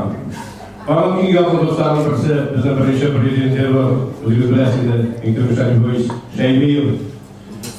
Yaşlı yıllarında birge aralaşıp, birge uşu bizim turmuşumuzu tüzüp, hep birgelep, bunu iken olan aile dostları. Kişiyenek Anın Hıdır Beyremi, Tuğan Kırı oldu cemaat. Anın şimdi bugünden elinizden kutlayıp, Tuğan Kırı bilen hem içerlik, sağlık, sağlık, bayılık, nefesim atıp çiçeklerini avlıkta var.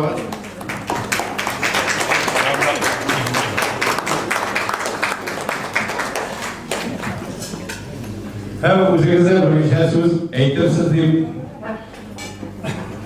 Sözü sizge veremiz. Hürmetli konaklarımız, kaderli tuğanlarımız. Bugün şu zor bayramını zorlap Barabazın dağında külüğünüz için zor rahmet. Fayızda şulay iskamlığınız için rahmet. Basıp suyla silip vurmayla. Yarar hürmetli işteler. Bundan sonra şuşlay birge yaşayıp, hallerimizni bilişip, dostlaşıp, işraşıp, rahmet barabazda. Amin.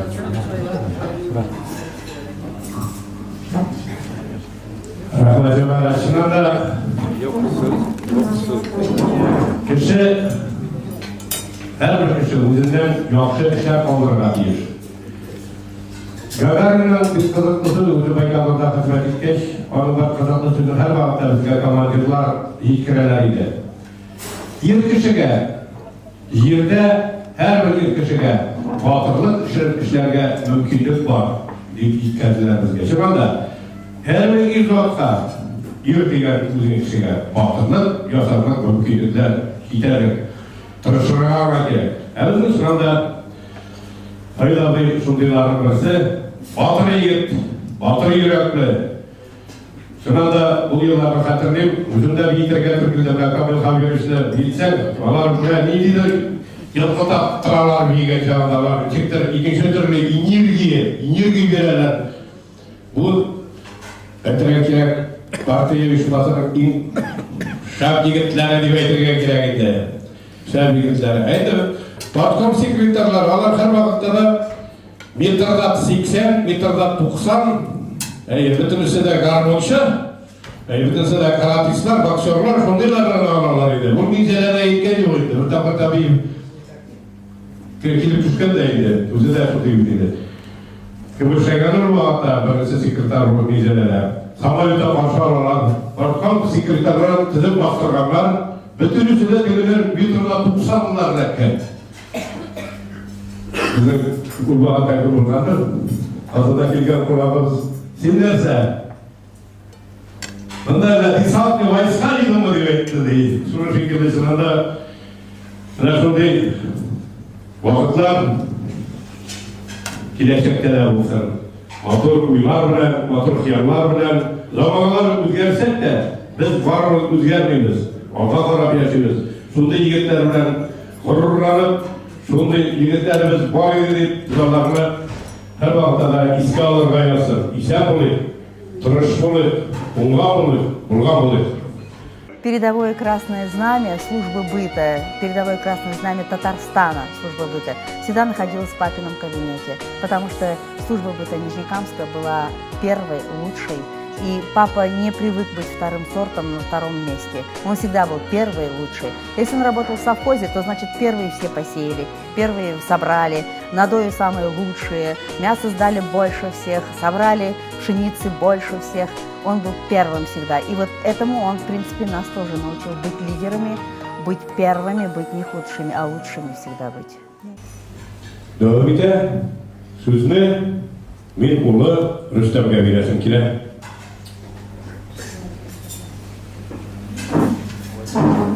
Мен татарча бик яхшы сөйләмим, мин урысча гына сөйләйм инде.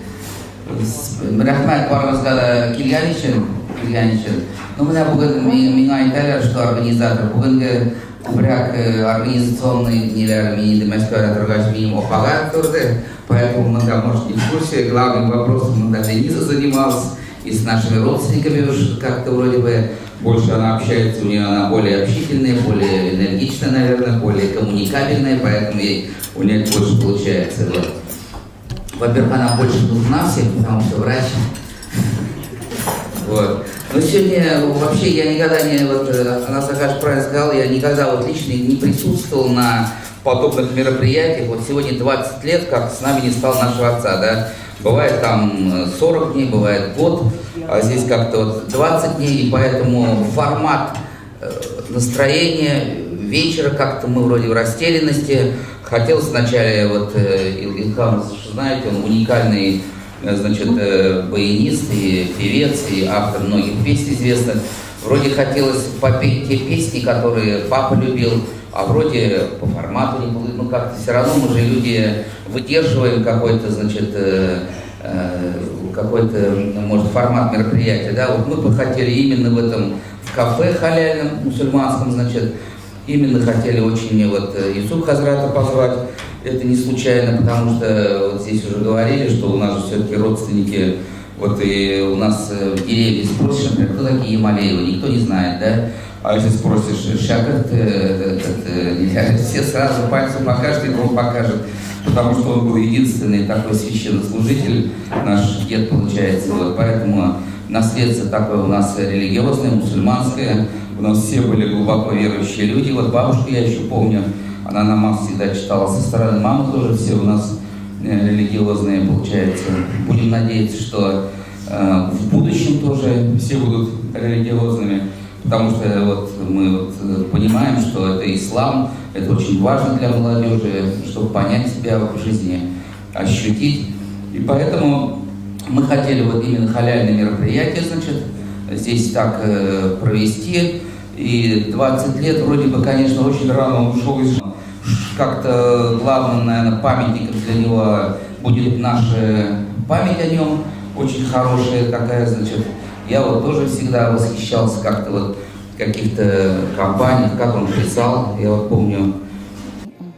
Файыз ул ишләренә булышадыр, без аның белән икебез дә чыгып ясый беләбез. Бу теге буш вакыт күбеймен. Күбие түгел, ул балачакта калган кирәккә ясадык без аны. Кирәккә, менә киеп йөрергә кирәк, без көн саен 5 километр йөрдек. Алар авылына иртә белән каркатадыр итеге, шыгыртап. 2-3 көндә чыгып та тишелеп чыгадыр. Аны тагын ясап киядер.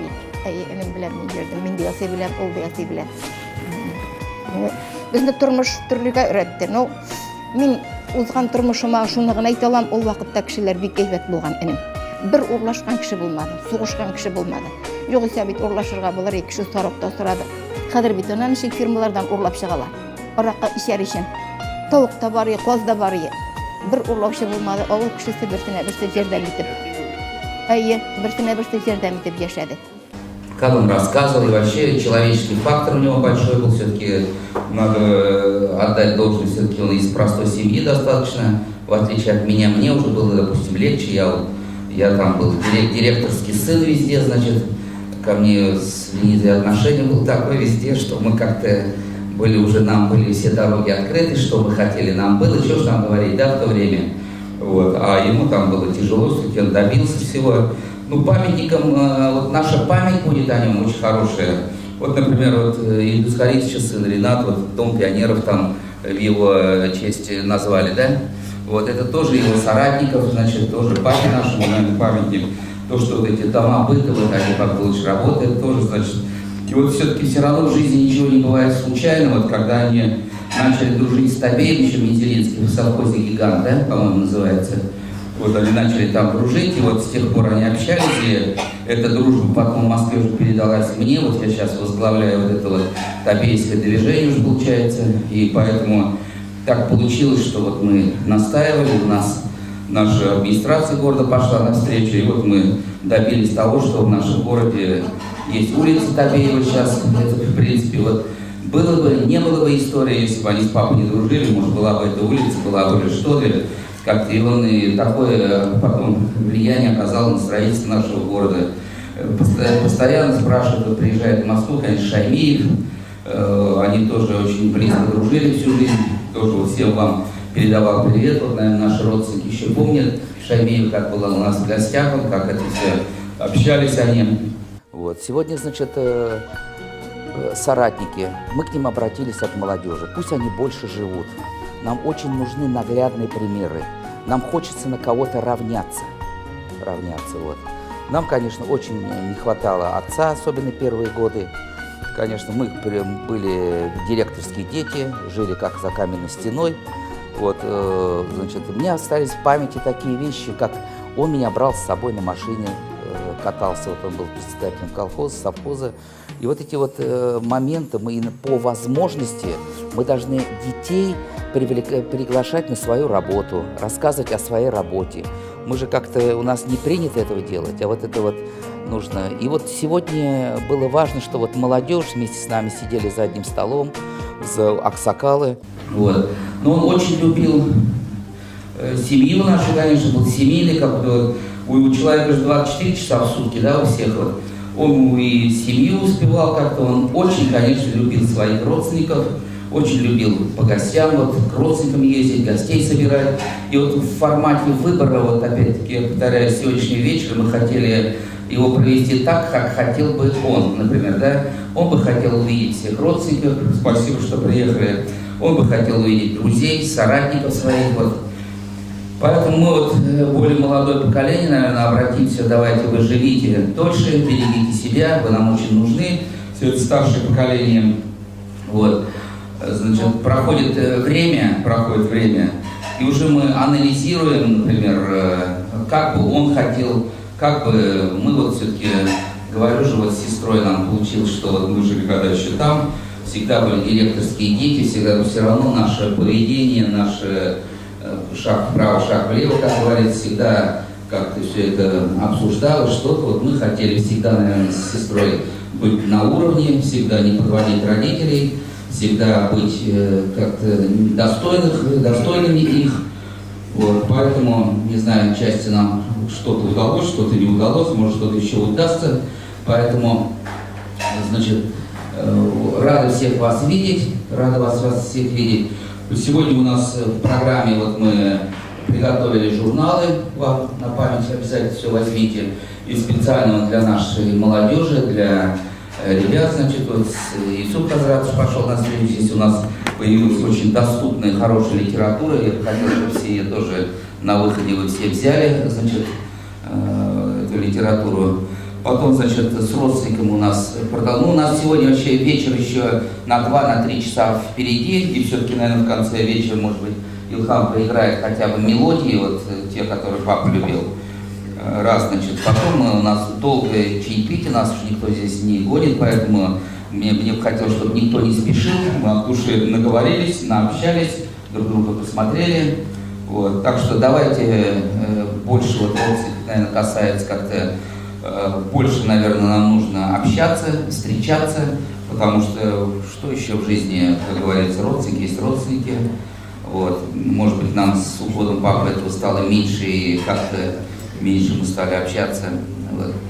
Значит, наверное, сегодня еще вот такой вот, вы понимаете, 20 лет, вот как-то вот мужчины рассказали, немного разрядили ситуацию, да, но действительно много анекдотов рассказывал, историй разных, поэтому здесь, может быть, у кого-то есть какие-то истории рассказать, может быть, как-то, поэтому вот то, что грустно, что его нет, во-первых, а все-таки единственным утешением то, что мы с вами собрались, мы с вами вместе, мы с вами помним, и поэтому, может быть, какое-то еще у кого-то есть желание выступить, сказать, мы с удовольствием послушаем.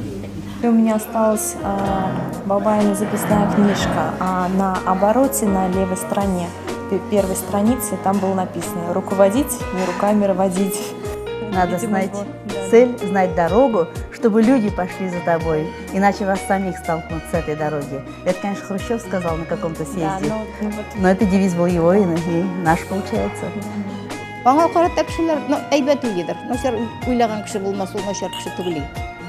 Ул ни колхозда да аналай бер кеше дә хурламады, булган кадәр булышты. Начар кеше түгел. Кешедән теге ишеп йөрмәде ул. Акчалык дитеп, туралып акчалып йөрмәде. Теге шакырган җиргә генә бардык дигән кебек. Андай ни булмады кешегә. Аннан тырышып эшләде ул. Бик нык үзен күрсәтергә тырышты. Хурлаганны бер дә яратмады ул.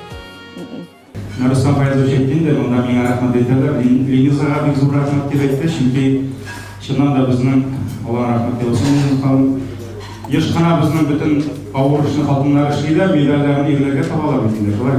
Без инде куанып табып куябыз аны.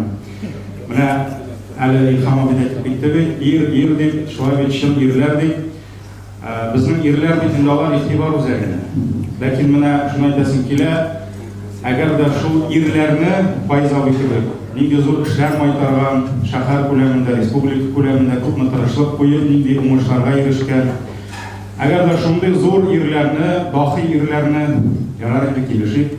Менә шушындый кечкенә абыстайлар өйгә кайткач елмаеп каршыламасалар, тәмләп ашатмасалар, аркасыннан сыйпап йоклатмасалар, иртән шәйләрен эчертеп, елмаеп озатмасалар, без инде шундый зур ирләр була алыр идек микән? Һәм шундый уңышларга ирешә алыр идек микән? Менә шуңа күрә инде безнең хатын-кызларыбызга да Алла рәхмәт яусын. Кайвакыт дәвә яшьләренә чакыралар бит инде безнең хәзрәтләрне еш кына. Һәм әйтәләр, менә 4нче баласы туган, менә 3нче, 5нче баласы туган, әти кеше утыра бит инде. Бөтен кеше тегене ай молодец диләр. Ай булдыра диләр. Мәйтәм, нәрсә булдыргансың? Бала тапканда ирнең өлешен беләсез бит инде. Берәүгә әйтмешли, сезгә рәхәте, безгә мишнәте бит инде. Әйе, шуңа күрә мәйтәм, әллә 9 ай буе күтәреп йөргәнме? Әллә мәйтәм, больницага төшеп, креслога менеп ятканмы мәйтәм? Бала тапканмы әллә? Әллә күкрәк сөте белән имезәме мәйтәм? Шуңа күрә инде бик күп тормышыбызның яме, бик күп тормышыбызның Аллаһка шөкер, иң мөһим нәрсәләрен менә шушы безнең абысайлар Аллаһка рәхмәт яусын. Без Рустам Файзович белән мин дуа кылып намазга чыгарман, шуңа күрә көннәр иншалла намазга барыр. Рәхим итегез. Рустам Файзович белән без ничек таныштык? Мин дә монда Түбән эшләгәндә, ул инде шундый фикер белән кирде. Менә алар бит инде әгерҗеләр, безнең абзый, ул бит инде Ямырза авылыннан, Мырзалар авылыннан дип әйтик, һәм Мәдияр авылыннан бит инде, шулай бит. Әйе, әгерҗеләр, урманлы яклар, шуңа күрә Ак Гөмбә, әгерҗегә йөрсәң, анда гөмбә яшап булмый, анда Ак Гөмбә генә ашыйлар. Әйе. Һәм менә Красный Бор дигән бик матур җир бар бит инде, шулай бит. Красный Бор дигән, аны вакытында инде әзрәк кенә Пьяный Бор дип йөргәннәр, менә хәзер Красный Борга әйләнсен дип тырышалар инде. Рустам Файзович әйтә, менә шушында хәзрәт бер нәрсә эшләргә иде ди. Бу авылда өлкән буынга дәрес бирергә берәр яшь хәзрәт китертер идек ди, менә шунда эш хакын түләр идек, әллә берәр квартира сатып алыйм микән, менә шунда укысыннар микән дип, шундый бер фикер белән кергәч инде киңәшләшергә, миндә теге акыллы кеше кебегрәк әзрәк киңәш бирдем инде. Рустам Файзович, әлбәттә квартирада, безнең Татарстанда фатирда җыелып инде намаз уку бик кирәк әйбер түгел, мәчет салырга кирәк. Мәчет салырга кирәк, ул башларга кирәк, башланса китә ул дип, шулай бер сөйләшкән идек. Менә монда әле безнең тагын ирләр бүләк асасында тыныч кына качып утыра торган Хәлимә абыстай бар. Әйе, бөтен акчаларын санап, бөтен вакытчылык белән төгәл иттереп, тәртипкә китереп, оештырып, өйдән өйгә йөреп, Аллага шөкер, менә Красный Борда мәчет калкып чыкты, менә башында тордылар. Аллага шөкер, кесәләреннән акчаларын да чыгарып бирделәр. Ул бит кесәдән акча чыгару җиңел түгел ул җәмәгать. Кайбер җитәкчеләргә барсаң, кат яз диләр, менә оешмадан күчеребез диләр. Мәйтәм, болай кесәдән генә биреп булмыймы соң дип тә карыйм. Ул җиңел түгел кесәдән чыгарып бирү, кесәдәгесен бирәсез килми күбесенең. Югыйсә кайберләренең оешмага акча да сорыйсы юк, кесәдәгесе дә җитә. Менә Аллага шөкер, кесәләреннән чыгарып бирделәр, тырыштылар, оештырдылар. Мәчет Аллага шөкер эшли. Әкрен генә Красный Борда менә шуңа күрә шәкерт нәселе дип әйтәм инде. Әйе, ул дәвам итәргә тиеш. Һәм менә монда балалары бардыр, шулай бит ике яктан дагы менә сез инде үзегезнең нинди нәселдән булуыгызны, татарлар булуыгызны, мөселманнар булуыгызны онытмагыз, чөнки Мәскәү ул бик матур шәһәр. Бик урысча әйткәндә, урыс сүзе дә түгел инде, интернациональ сүз, бик гламур шәһәр. Әйе, һаманда матур яшәсе килә, тем более шундый әтиләр булганда мөмкинлек була, үзләре дә тырыш булганда, ләкин сез нинди генә дөньяның матурлыгына шунсагыз, онытмагыз үзегезнең тамырларыгызны, үзегезнең догалы ата-бабаларыгызны, һәм инде сездән соң киләсе балалар да, алар инде менә әти-әни дип, папа-мама дип түгел, үзегездә ул сүзләрне чыгара күрмәгез, әтием, әнием дип, үзенең динен, үзенең телен белеп үссеннәр иншалла. Иншалла, менә сез дәвамчылар, бу сезгә зур үрнәк бу сезгә, менә шушы эшләр. Хәзер инде иншалла хөкүмәт эшли. Амин тотырбыз, дуа кылырбыз, аннан соң инде кемнең намазын укыса укыр, менә абыстайлар өчен дә кичкенә генә бүлмә дә бар, намаз укыгаларга. Аннан соң инде Җәлил хәзрәт әйткәч, мин амин тотып китәм инде дигәч, син амин тоткач без нишләрбез дип сорадылар да, кирия мин ясарсыз да тагын ашарсыз дип. Әйе, шуңа күрә сез инде дәвам итәрсез иншалла. Яни кызлар дәвам кылалар иншалла. Очень многие люди сегодня выступили по Сабантую. Вот. Организатор и основатель Сабантуя в Нижнекамске основного – это мой отец. Потому что он к нему очень серьезно относился. И вот до сих пор вот эта планка Сабантуя Нижнекамского, которая лучше Сабантуя в России, я не боюсь так сказать, она тогда еще заложена, и до сих пор наша администрация держится на этом уровне. Alhamdulillahi Rabbil Alamin, wassalatu wassalamu ala Rasulillahi Muhammadin wa ala alihi wa sahbihi ajma'in. Rabbim bergan ne'matlarini shukr etamiz, rahmatlaymiz. Bizni har doim o'zingning keng rizqlaringda, hurmatlaringda yashatsam edi. Sen berganlarni ko'ra bilib, shularga rahmatli bo'lib, shukr etib yasharga Rabbim nasib etsam edi. Ya Rabbim, shaharimizdan ko'pmi ko'rkam kishilarni shu tog'in ortlarini jiyib, shunda qo'noq etgan. Ya Rabbim, xatiralarga sho'ndirib, bir-birimizning orabizda bo'lgan do'stligimizni, muhabbatimizni yonartuga sababchi bo'lgan shu tog'in xo'jalaridan, Rustam afandidan da, Deniza xonimdan da, ularning ya Rabbim aziz ankalaridan da, ya Rabbim ularning bolalarından, tugan to'mashalaridan da o'zing rozi bo'lsam edi. Tanlarına Rabbim sog'lik, salomatlik bersam edi. Jonlarına tinchlik bersam edi, ko'ngillarına iymon nurlarini solib, ya Rabbim, әти-әниләре, әби-бабайлары нигез салган, дәвам иткән изге хәерле эшләрне халыкка хезмәт итү, кешеләргә хезмәт итү, я Раббим, милләтебезгә, динебезгә хезмәт итү өчен, я Раббим, тагын да хәерлерәк рәвештә дәвам итәргә Раббим насыйплардан кылсам инде. Амин. Я Раббим, Нур Мөхәммәд улы Файызның рухларын шат кылып, ахыр урыннарын Раббим җәннәттә кылсам инде. Амин. Би рахмәтикә я Раббим. Аллаһ Тәала кабул итсен, Аллаһ рәхмәт.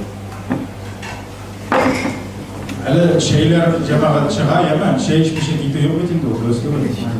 Şuna göre ne aşkmaz şeyler edilmiştir. İnşallah yol itip otururuz. Rahmet. Allah rahmet eylesin.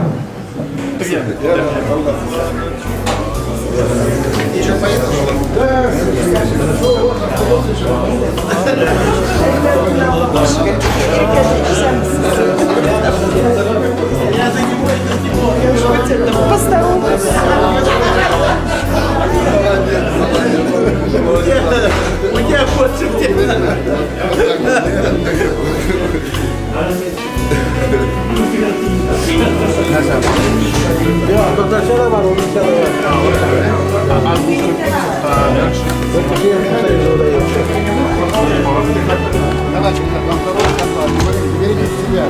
Мухаммед. Заезжайте, Женя, Обязательно. Салям всем передашь там. Обязательно. Особенно Красную улицу, там гамбургер.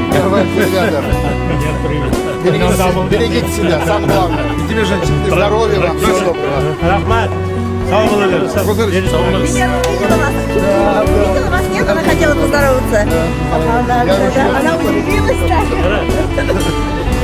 Все нормально. Так, мне задание дали, я в Олимп пошел. А, в Олимп пошел? Володя. Чек-чек, чек-чек вы хотели раздать? Приезжай.